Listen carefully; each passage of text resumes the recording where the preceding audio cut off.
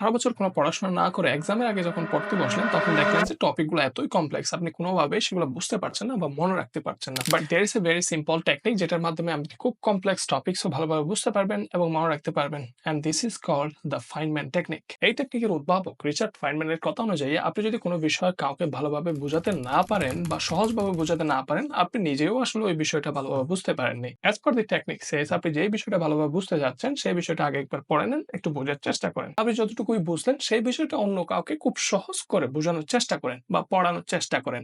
এতে কি হবে, আপনি পড়ার মধ্যে যে গ্যাপটা থেকে গেছে সেটা কিন্তু আপনি ধরতে পারবেন এবং বুঝতে পারবেন আপনার কোন টপিকটা আরো ভালোভাবে পড়া দরকার। সেটা একটু আবার ভালোভাবে পড়ে নেন এবং এরপর আবার চেষ্টা করেন যাতে খুব সহজে এই জিনিসটা সহজভাবে অন্য কাউকে বোঝানো যায় কিনা। এবং এই লুপটা আপনি ততক্ষণ পর্যন্ত চালাইতে থাকবেন যতক্ষণ না আপনি বুঝতে পারছেন যে আপনি খুব সহজভাবে ওই টপিকটা অন্য কাউকে বোঝাতে পারছেন। এবং মোস্ট কমনলি আপনি যদি ২ বার কাউকে এই জিনিসটা বোঝানোর চেষ্টা করেন, আপনি কোন একটা টপিক খুব ভালোভাবে বুঝতে পারবেন এবং এটা অনেকদিন মনে থাকবে। So try it out.